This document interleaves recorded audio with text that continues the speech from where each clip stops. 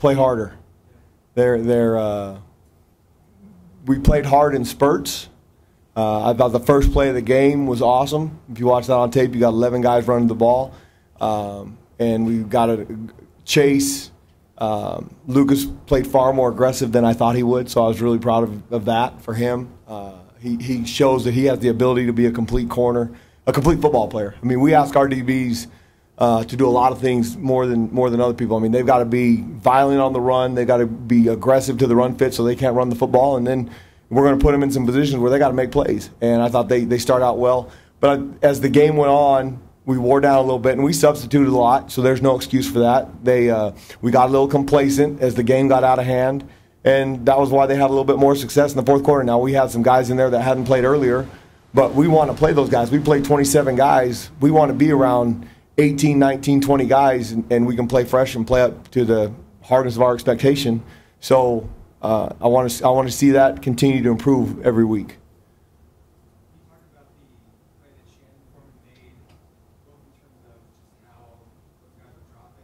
Mm-hmm.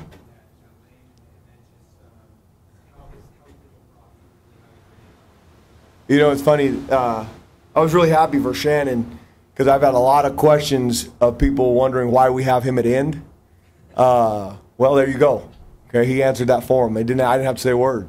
What was good about that deal is that was a great assignment. I kept telling those guys, because we do some pretty exotic things with those guys sometimes. I mean, we drop D linemen, and we expect them to get 12 to 15 yards deep sometimes, and sometimes they can rob slants, and that's what Shannon did. He took a step to, I mean, the hardest thing for those guys to figure out when they do that is we expect them to play run first, so they've got to read stuff, and that actually, it would take them a while to understand is that actually helps them run into those things, because if they step up and say play run, and it's actually a run, we're better on defense. But when they drop out, the quarterback doesn't see them, because if they stand up and do it right now, it's an easy read. So he did a great job. He stood up, he attacked the inside shoulder of the tackle like he's supposed to, and then he takes 3 steps back. And the most impressive deal of that was the hands. I mean, he snagged that thing like he's a high school fullback, so it was natural, but it was a work of beauty. And then his run down the sideline, and they celebrated together. So that was pretty cool. I mean, if you'd have told me we were going to be up 14-0 with 13 minutes to go in the game, I'd have told you you're crazy. So that was a great start, and I think it kind of got things going in the right direction. You guys got great pressure all night, it seems. Do you think you're going to be able to get some of the pressure positions? You know what? Our guys did a really good job of coming hard. We had some matchups that we were a little better. I mean, UTSA's I think by the end of the football season, they're going to be a pretty good football team. Like I said, when you get down 14-0 early, you've got a young quarterback. It's really hard to get things going. And then when we got a guy like Nikhil, I mean, it really changes the momentum of the game. Now, what Michigan State's deal is they want to run the ball. They want to shorten the game. They want to pound you and pound you and pound you. So if you want to have any success, you can't let them run the ball. And that's the goal. I mean, we're gonna play hard and try and make them throw it, and when they throw it, hopefully we can make some plays in coverage. And do I think we'll have 9 sacks? No. Did I think we're going to have 9 sacks Saturday? No. So give the players credit because they did an outstanding job of getting to the quarterback and getting there.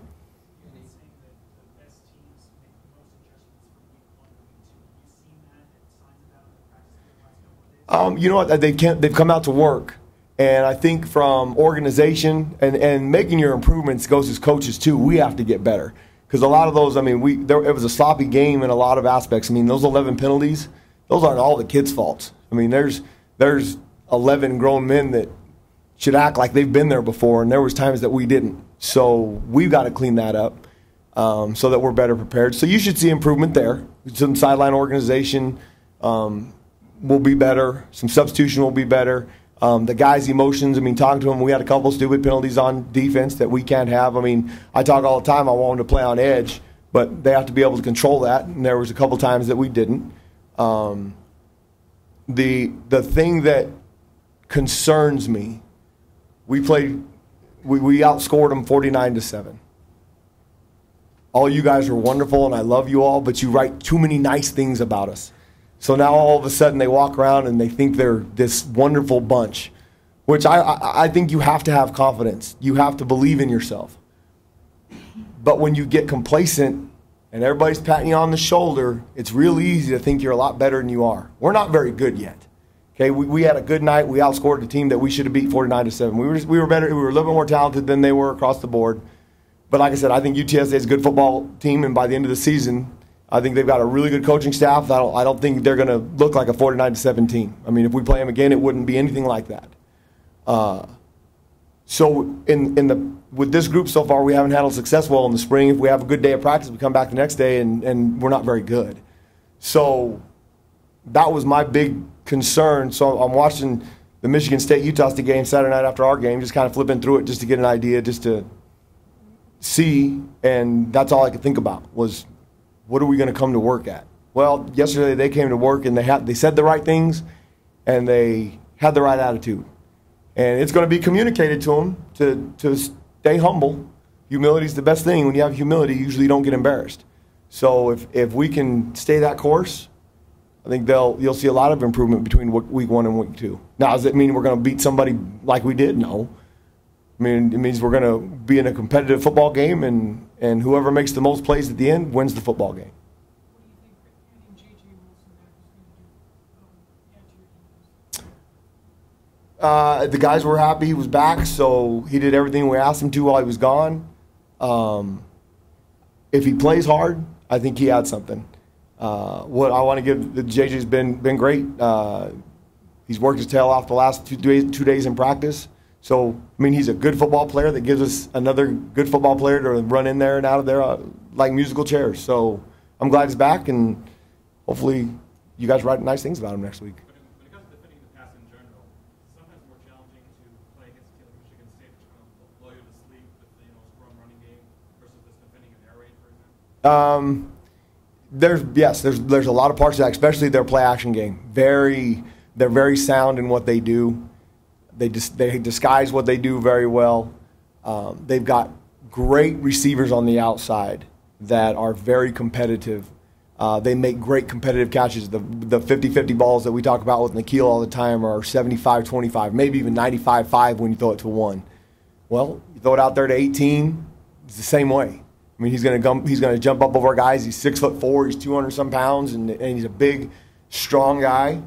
And they make you get a whole bunch of guys in there in the box to stop the run, and they get one-on-one coverage outside. And if our DBs are good enough to make plays, then we'll be successful. If we can put enough guys up there to stop the run and the DBs can make plays, then you got a really good chance. If you guys on the outside can't make plays and you have to give them help, well then you got to get less guys in the box, and now they have an advantage. So it'll be a cat and mouse game. We'll try and give them numbers sometimes. We'll try and make it look like we got a bunch of guys in there. They'll bail out, and we'll try and bail out and throw a bunch of guys up in there. We'll see what happens. But I think the key to this, and we talk about it, you've got to have clean eyes. A DB's got to have clean eyes. Give him his keys. If his job is to cover the tight end, cover the tight end. He'll tell you whether it's run or pass. If his job is to cover the wide out, cover the wide out. Don't start looking at the quarterback and trying to be special and do more than you're supposed to. If you just do your job and make plays, you'll be special. What about the challenges of the rookie, just how he doesn't got the breakdown or I think he's a really special football player. I was reading an article yesterday that it came down between Arizona State and Michigan State. I believe it. He's a great quarterback. He's really good with his feet. He has great pocket presence. He spins out of trouble. It's almost like he has eyes in the back of his head. He knows where you're coming from, and he spins in the right direction. He doesn't always spin the same way, so we can't tell our guys, hey, he's going to go up high. I mean, sometimes it's underneath. And then when he rolls out, he's got a tremendous arm accurate. I mean, the accuracy is unbelievable. I mean, he hits those guys, and he throws it where you're not. So it's very concerning. We've got to get to him and keep him in the pocket and not let him extend plays. And I mean, that he can really hurt you if he does that. How is Stanley coming off his first game, coming out of high school? Stanley Lambert, he did some really good things on Saturday, and he did some really freshman things on Saturday. There's one kickoff he's running down, and he runs past the first line, and he thinks that he's just scot-free beat him with his speed. Well, there's a linebacker coming across the field that hit him so hard in the side of the head and knocked him about 6 feet in the air. And he came to the sideline like he never knew that was even possible. It was like, welcome to college football. And then there's some times he came off the edge and they couldn't slow him down. So Merlin and Darian had similar stuff. Those guys, for being true freshmen, played far above where they should have. And now I hope they do the same thing again this week because they helped us. They were a big part of our success. You had a conversation at all with Phil Bennett about how the first game went, or just generally how things have been going? I have not talked to Coach Bennett this week, but I talked to Coach Bennett a lot since I've taken the job. I've known Coach Bennett for a long time. I think the world of him. I think the progress that he made from 2 years ago to last year has helped us. And I haven't talked. I'll talk to him soon, but I haven't talked to him this week. What sort of message are you delivering to your squad on Saturday? I mean, my philosophy: the team that plays the hardest, the longest wins, and we've got to play harder and be more physical and be tougher than they are. And if we're willing to throw our bodies around, we'll have a chance. I mean, I told them before the UTSA game, they're going to feel as good as they've ever felt. They're going to be plenty fresh. And Saturday night after that game, they should feel horrible. And they won't feel good again until next February. So if they're willing to overcome that feeling and throw their bodies up in there and be mean and nasty like we want them to, we'll have a chance. If they ain't tough enough, we won't. So that's what they're going to hear from me all week. Coach, to what extent do you feel like this game is a battle of mental toughness, especially for the front seven against a team that runs the ball so much and how prepared you think you guys are? Yeah, I mean, I think it goes back to what I said. If they're willing to give it up physically and just throw it around, then we got a chance. I agree. This game's going to be won in the trenches. If our D-line can match what their O-line does, then it'll be a really competitive, fun football game. And if we have 60,000 people in there and 15,000 screaming students, it'll be a great, great time environment. And whoever makes the most plays at the end will win. If we don't match their physicality, because it's what they do. I mean, they have their brand. Coach D'Antonio's done an unbelievable job of building a culture. They know what their DNA is. They know who they are. So they know exactly what they're going to do when they come here. And their idea is to pound us into the ground, take some shots, throw it over the top, and shorten the game and leave here with a victory. Well, we got to match that.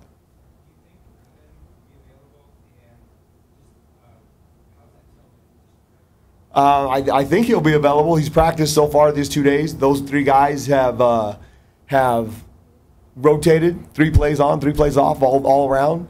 I think all 3 of them give us something different. And if we do it right on the coaching side of it, we can make a complete Tillman out of those 3 guys, and that fires me up.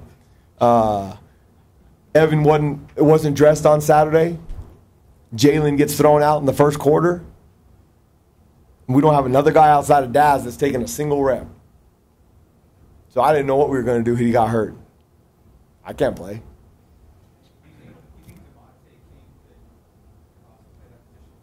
He's the smartest one. It's hard to do that when you haven't practiced because you're asking a guy to do something he's never done before in his life. As easy as it sounds, assignment-wise, they get up there and they line up 8 yards over the ball and we expect them to run up there and take on O linemen. When you've never done that before, it's not fun if you don't have the right mentality. Now, if you just don't care what happens to your body, and most good football players don't, it's a lot of fun because you get an opportunity to do a lot of fun things, but it's hard to do something you've never done before, and to do it in a live game would be even harder, but he's the one that mentally would know what to do. Yes. You know, you have to understand the situation of who that is. Quarterbacks, you can't touch them. I mean, we should probably put a vest on them with lights so when you get close to them, it lights up so you don't hit them. I mean, that's kind of where we're headed. So you can't do that. When you see a quarterback give himself up and go foot first, you can't. You got to be smart and dive over him and avoid him. If that's a running back, I think you take that shot. If those guys are even moving in the slightest bit, I want our guys to hit them. Because if we get 3, 4, 5 guys to hit them, by the end of the game, they get tired of it and the ball ends up on the ground and we're going to be around it if we play hard and we'll recover it. But you can't do that to a quarterback. And the maturing process of how we want him to play and being on that edge, he was a little frustrated because, I mean, I talked to him about getting to the pile and getting a piece of the running back. And his first thing was, why, he was still, but he's not. It's a quarterback, and they've got to understand that. We've talked about it. Communicating with this generation, you can tell them. Sometimes they listen, sometimes they don't. If you can figure out how to tell them and they listen all the time, it'd be pretty special.